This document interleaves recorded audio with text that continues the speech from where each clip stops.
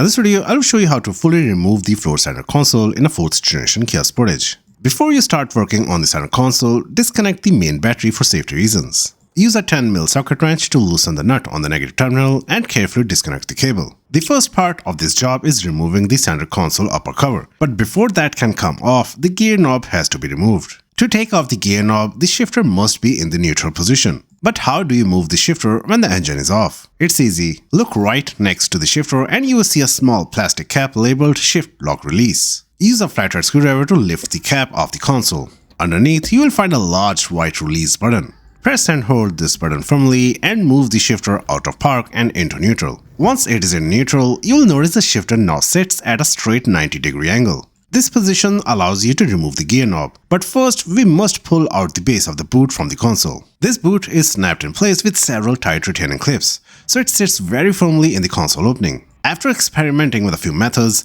I found that this is the easiest one. Slide in a few trim removal tools along the edge of the boot's base.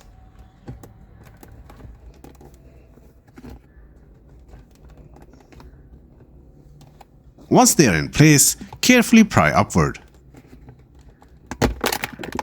You will feel and hear the first set of clips releasing. Then slowly work your way around the boot until all the clips are disengaged and the boot lifts completely free from the console.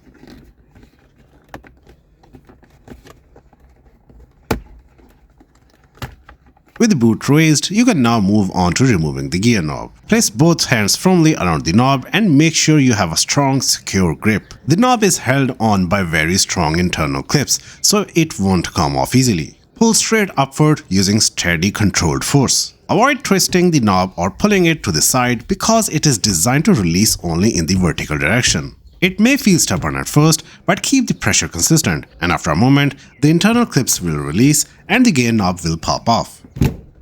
Once the gear knob is removed, you can move on to taking off the center console upper cover. This panel is also held in place by several plastic clips. Start at the rear of the cover, right next to the center armrest. This area gives you the best leverage and makes it easier to release the first set of clips. Place both hands there and gently pull upward. You should feel the panel begin to loosen as the first clips pop free. Then slowly work your way forward along both sides of the console. Lift evenly and gradually, allowing each clip to disengage one at a time. Take your time here. Pulling too hard on one side or one corner can flex the panel or break a retaining clip.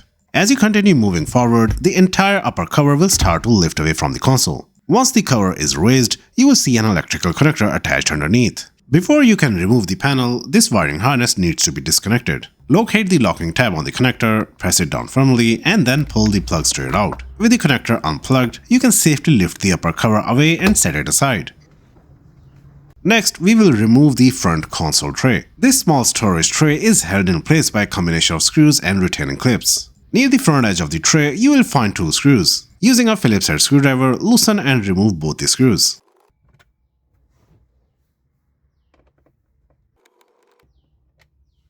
The tray is still clipped into the console. Grip the tray firmly and pull straight upward until all clips are free. Then lift the tray out of the console.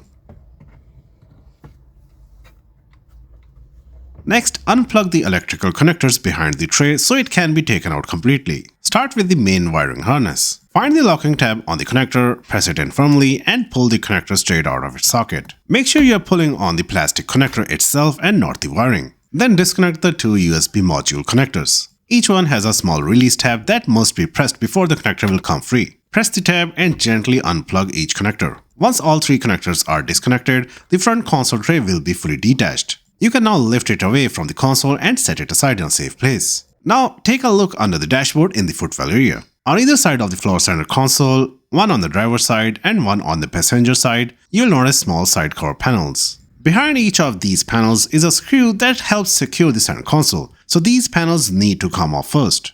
These side panels are held in place by clips. To remove one, start at the edge facing the seats. Slide your fingers behind the bottom edge and gently pull outward. As you work your way along the edge, you will feel the clips releasing one by one. Once all the clips are free, carefully slide the panel out of its rear mounting slot and remove it completely. Repeat the same process on the other side.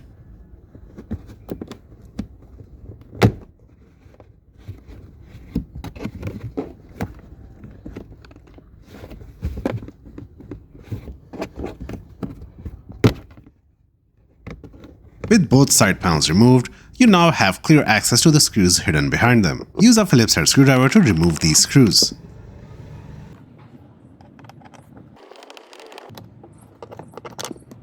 There are 3 more screws that must be removed. 2 of them are located at the very front of the console, just below the AC control switch panel. The third screw sits at the top center of the console. Grab a Phillips head screwdriver and carefully loosen and remove all 3 screws. The next step is to disconnect the wiring harness for the rear section of the console. Locate the connector near the armrest, press down firmly on the locking tab, and gently pull the connector straight out. Inside the center console storage compartment, there are 2 mounting bolts that must be removed. Lift up the armrest to access the storage area. At the bottom, you will see a black mat. Use a pick tool or a small flathead screwdriver to carefully lift and remove the mat. Once the mat is out of the way, you will see 2 10mm mounting bolts. Grab a 10mm socket and ratchet and carefully loosen and remove both the bolts. With these bolts out, the rear section of the center console is no longer secured. At this stage, all the screws, bolts, clips, and electrical connectors holding the floor center console in place have been removed. The console is now completely free and ready to be lifted out. Place both hands on the rear section of the console and begin lifting it straight upward. As you raise the back, the front portion of the console will gradually release from its mounting points. Lift slowly and evenly, making sure no wiring harness or connectors are caught or pinched. Once both the rear and front sections are off the floor, carefully lift the console out of the vehicle.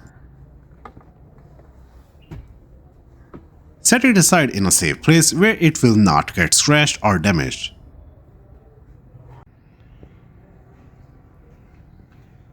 If you flip the console over, you will get easy access to the backside of the USB charging port and the 12-volt power outlet located on the rear console cover. This makes it simple to replace either one if they're faulty. Now, if your goal is to replace the armrest, there is an extra step. The rear console cover sits over the screws that hold the armrest in place, so you will have to remove this cover first. There are 2 screws under the console that secure the rear cover in place. After removing those, you will have to pull the panel out. Keep in mind, this cover is held very tightly by plastic clips that are angled slightly downward. Because of this, it will be very difficult to remove this cover.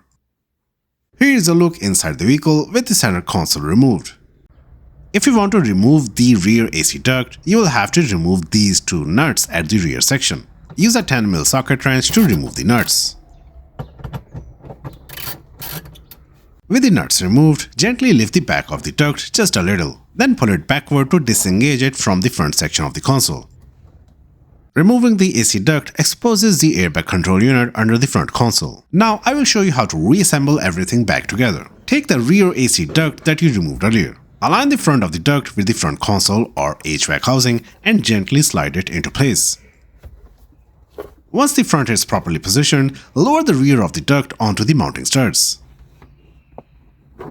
Then reinstall the 2 10mm nuts you removed earlier. Now we are ready to reinstall the floor center console. Begin by carefully placing the console over its mounting area. Start with the front section, aligning it properly with the dashboard and front mounting points.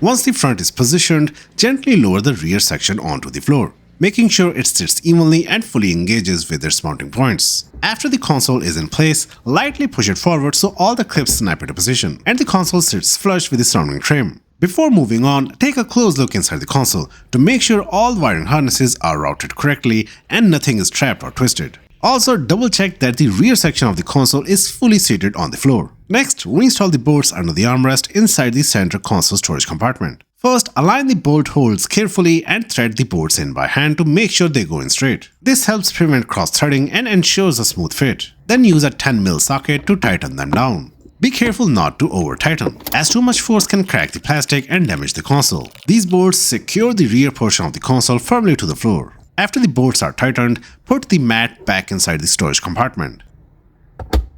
Next, reinstall the 2 screws at the front and 1 at the top center. Reinstall the side screws.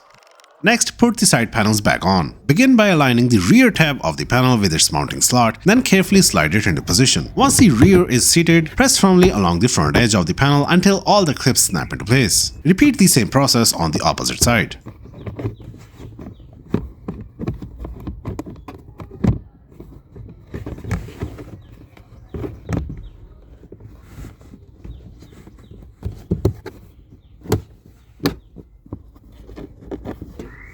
Now reconnect the wiring harness for the rear console. Push it straight in until you hear a click. Next, we will reinstall the front console tray. Position it next to the center console and reconnect all the electrical connectors behind the tray. Press each connector firmly until you feel or hear a click.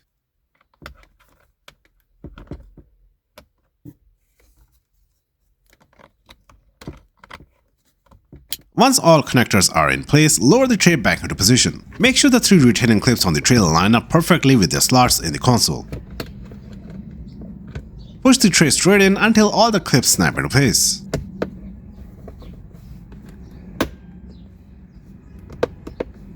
Then reinstall the 2 screws at the front of the tray. Now it's time to reinstall the center console upper cover. Begin by reconnecting its electrical connector. Press it firmly until you hear or feel the locking tab click into place. Once the connector is properly seated, position the cover over the console.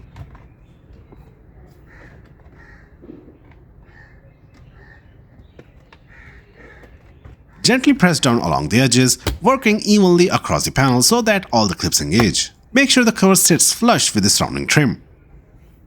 Next, reinstall the gear knob. Carefully align it over the top of the shaft. Then press straight down with firm steady pressure until the internal clips engage and you feel it snap into place.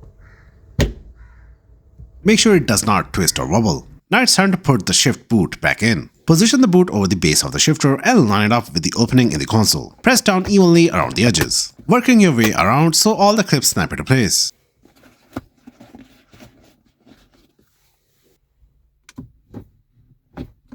Finally, reconnect the negative battery terminal. Start the engine and make sure all systems are functioning properly. If you found this video helpful, give it a thumbs up and subscribe to WeChannel for more DIY automotive repair guides. Thanks for watching.